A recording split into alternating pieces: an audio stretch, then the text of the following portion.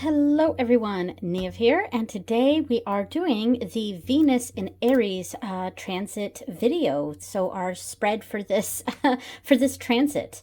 So this is, what is it, the fourth video I've made in the Venus in Transit series, and this was started by Pure Red Velvet, I believe. So I'm going to light my Venus candle right now. Let's see if I can find the, here it is. All right, I'm lighting my Venus candle to start this. And I also have some incense here. I kind of forget what it was off the top of my head. Let me go check it out real quick. Let me start this real quick. Oops, I just blew this and then blew out this. There we go. Oh, it was passion incense. That's what this was, passion incense. And that seemed just right for Venus and Aries. So it feels, Venus and Aries for me feels very passionate.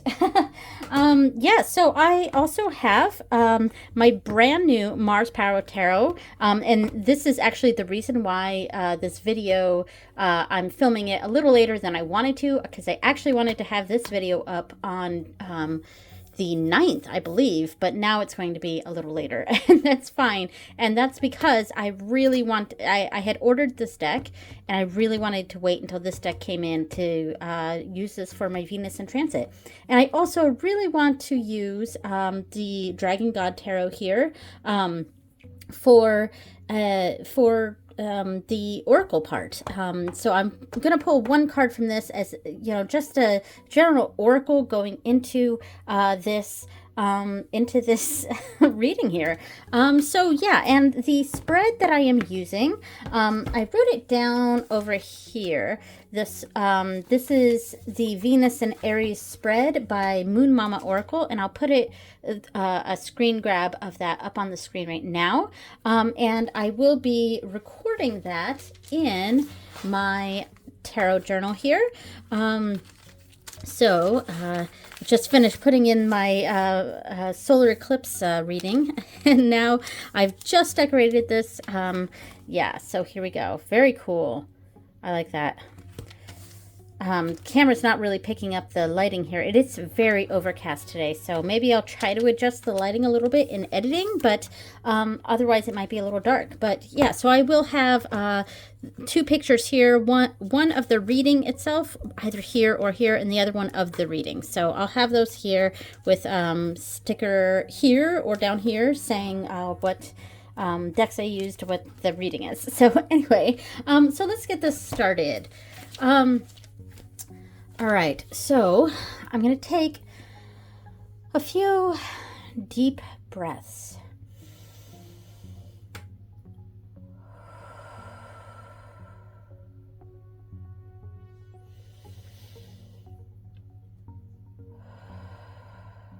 And I'm really feeling that Venus in Aries energy here. So I want to look up Aries here in the little book, the Star Codes Astro Oracle. That's the deck that these cards came from. I like to pull these cards out and have them off to the side. So Venus in my chart is in the 4th house, so that's why I have that here. All right. So let's see, Aries. Should be the first one. Here we go. Yes. So my husband is an Aries, and he's actually Aries heavy. He's an Aries sun, and also Aries Mercury, Venus, and Mars. So very Aries heavy chart there. All right, so Aries asks you to remember your personal fire, your reasons for being alive. It pumps up the volume of your life force. Its energy is raw. It's exhilarated, direct, rude, passionate, and I did use the passion incense there, and looking for a challenge.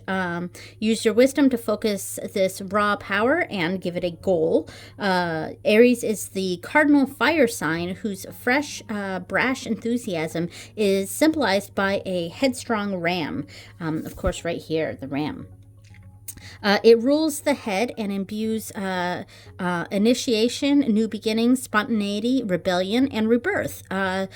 and then it gives dates for it when the sun is in that sign. So Aries energy, and I'm actually like really excited about this energy.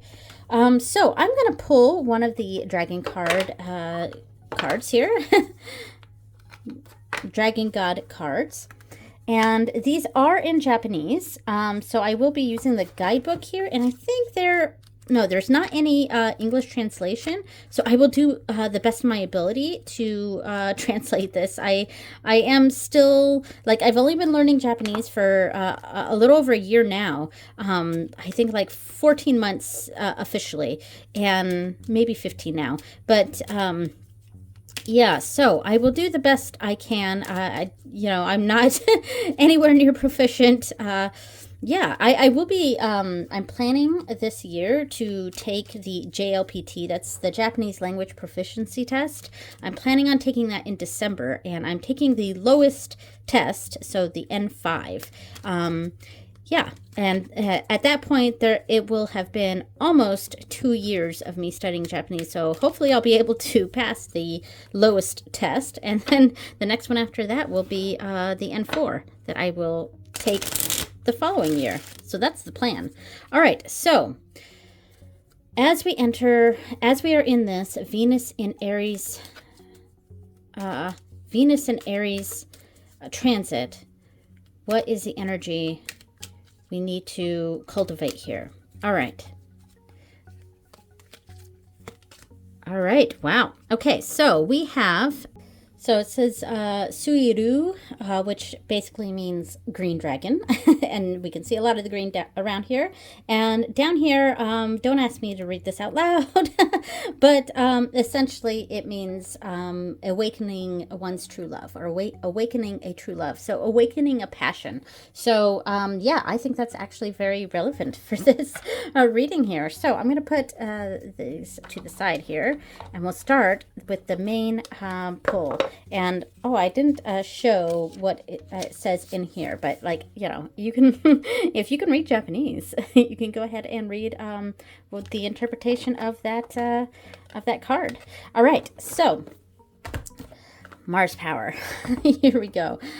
I'm really excited to, this is my first actual reading with this deck, so I'm pretty excited about that. And I really wanted this Venus in Aries reading to be the first reading I did with this. So I know this is a Venus transit video, and this is the Mars power deck.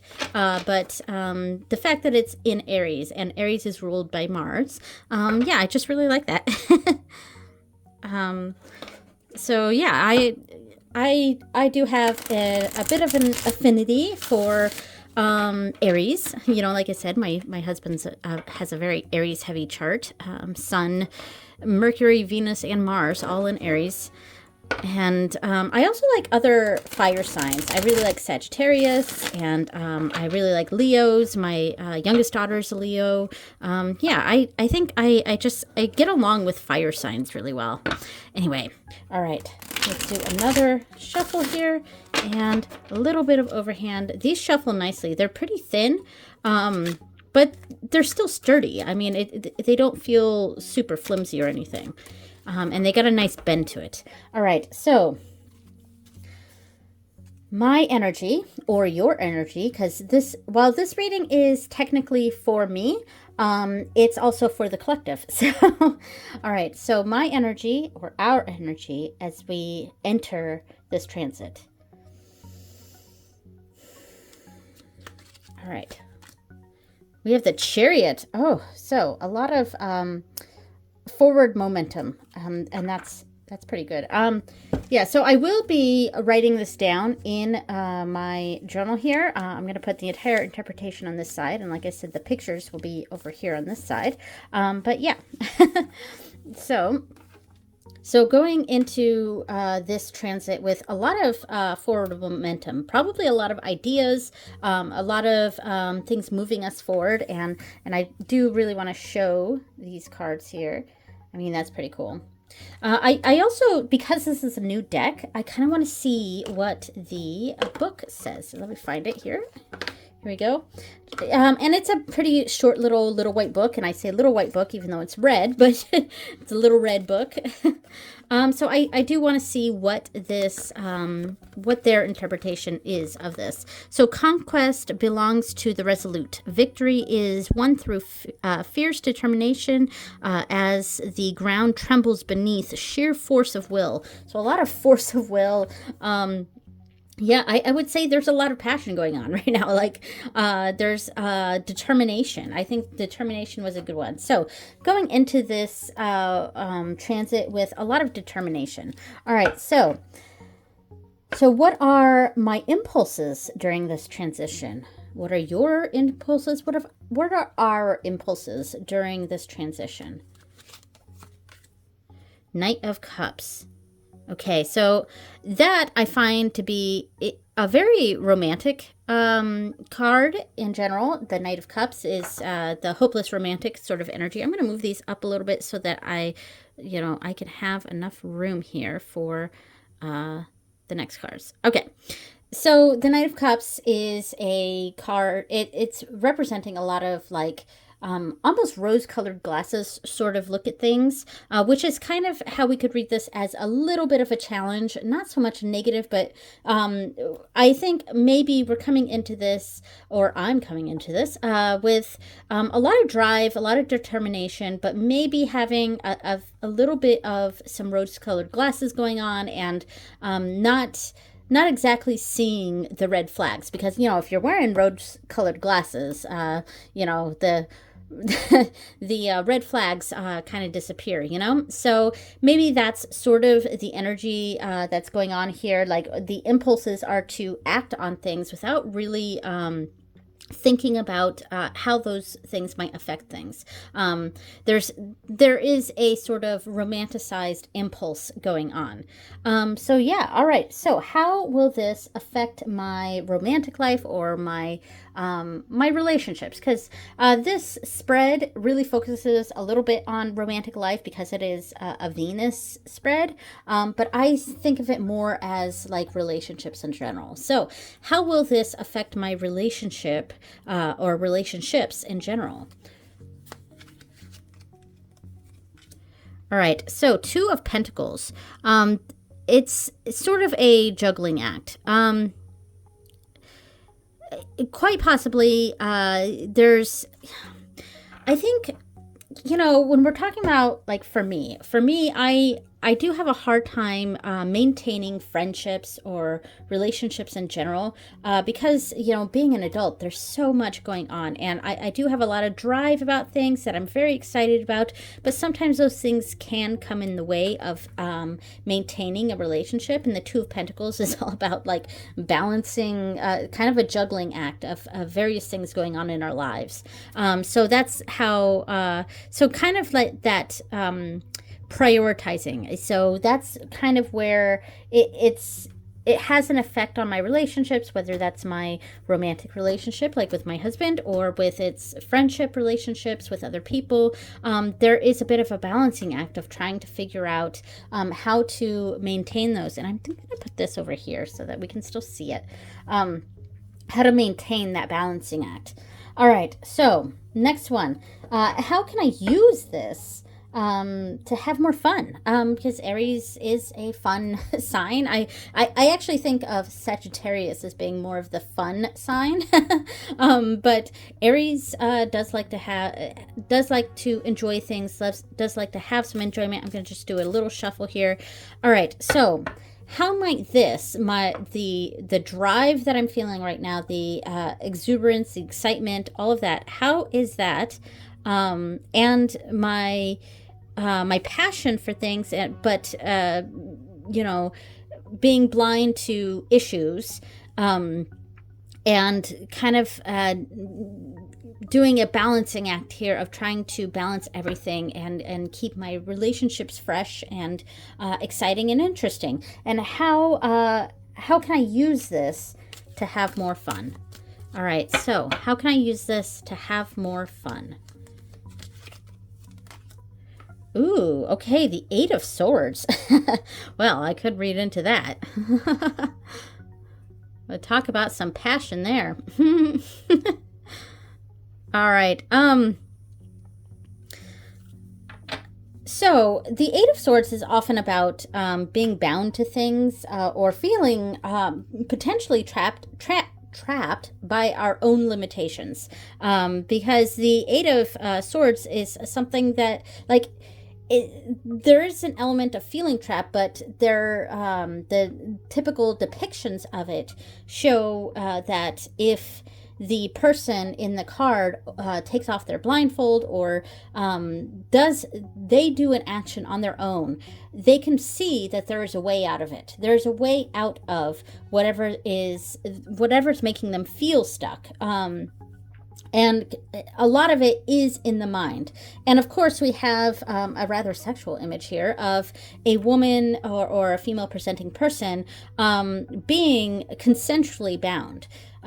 Because this is very much a SEX vibe here, that sort of energy. I'm trying to, I'm on YouTube, so I have to be careful about the types of words that I use, you know what I mean? But yeah, so there's a bondage thing going on, but it is consensual, and there can be moments of feeling a bit panicked.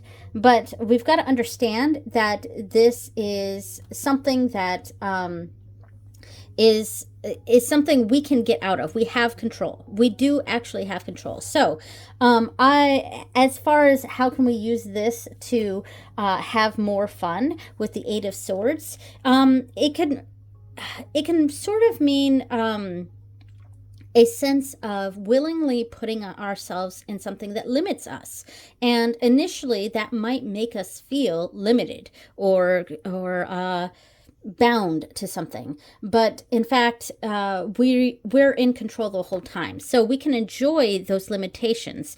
So instead of having an array of options, we limit to because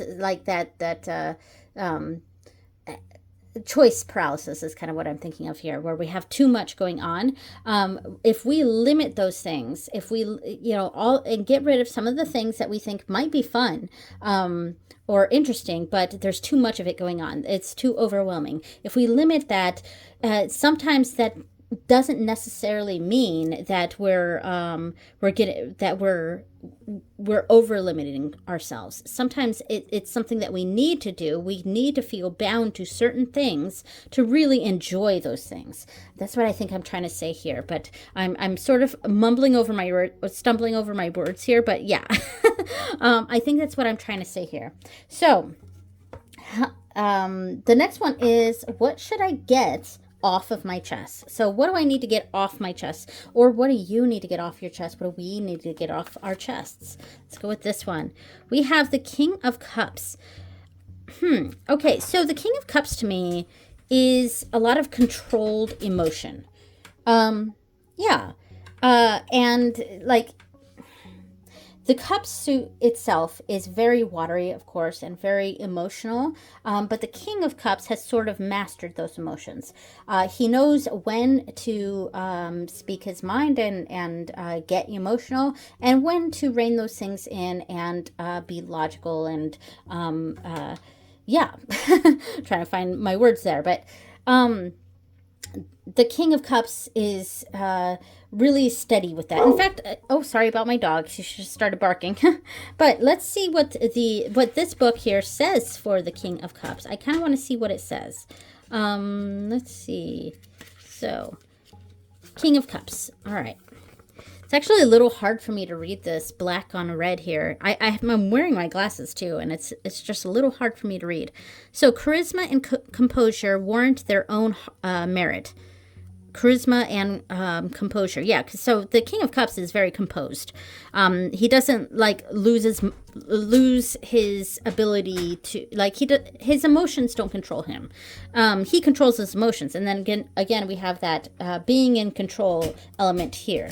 So But benevolence wins the people's heart. Yeah, the King of Cups is very benevolent.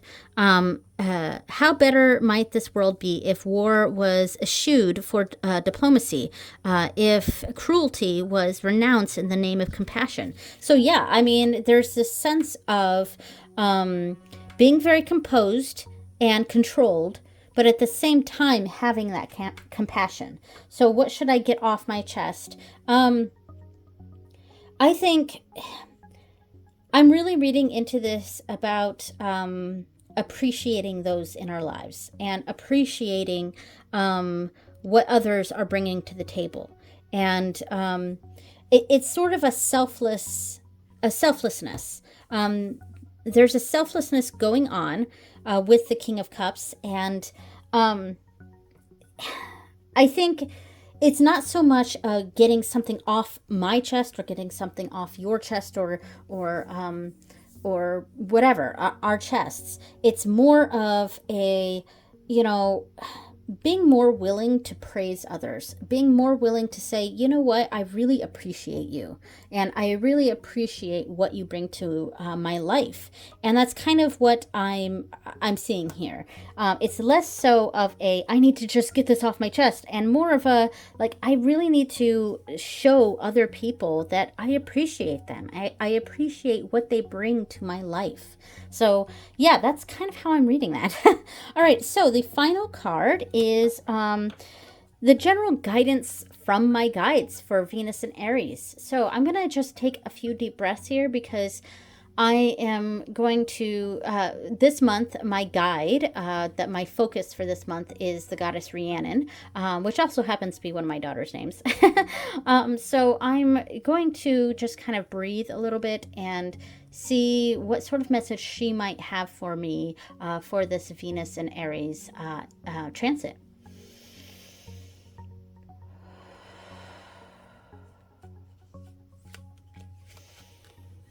All right, and we have the Nine of Swords. Ooh, tough one here. Okay, ooh, I just dropped a card. All right, so the Nine of Swords, I mean, we generally see this as a card of anxiety and worries and things like that. And like, I feel like, and I do kind of want to pull up the Nine of Swords, see what they say here. But my initial feeling here of looking at this Nine of Swords is that a lot of our anxieties and worries are inside us here. They are a bit, it's our own inner conflicts going on. And sometimes we're in the way of ourselves here. Yeah, so the Nine of Swords, let me see what this book says for this. Anxiety is a foul miasma that torments slumber. Last night, like many before, I awoke choking on phantom fears. Phantom fears. This worry, it is like daggers inside me. So there's an over worry of things. So let me bring this together here. So coming into this transit with a lot of passion and drive, but maybe a little bit too much, maybe a little bit too much passion that we're not quite seeing red flags as they come up, and there is a bit of a balancing act of trying to maintain the various aspects of my life, and because of that, a way that I can find more enjoyment is to let go of some of those things and limit myself to some things, to the things that I know I'm going to find the most happiness with and that I can have control over. And then expressing more of my appreciation for other people and understanding that a lot of the worries that I'm having about this are really internal. And there is a bit of a conflict, a bit of a not quite meshing up with this Knight of Cups and this Nine of Swords, because and that's pretty typical with most people. Like, we have a mix of emotions. There is an over excitement, exuberance about things, but sort of a being run too thin here. And I worry about that. I think about wearing myself too thin here. So I think that's kind of generally what the advice here is is to understand that some of these things are really worries that I'm coming up with myself, and they aren't things that are really going to tie me down in a bad way. So, all right, that is the reading for Venus in Aries. I hope that you guys were able to get something out of this for you. I know it was technically a reading for me, but I hope you are able to get something out of it too. And I hope you didn't mind that I used a Japanese card for the Oracle card. I know it's, like people aren't really going to be able to understand what's on it, but I do want to use my Japanese decks more often. All right, so thank you so much for watching, everyone, and I will see you next time. Bye!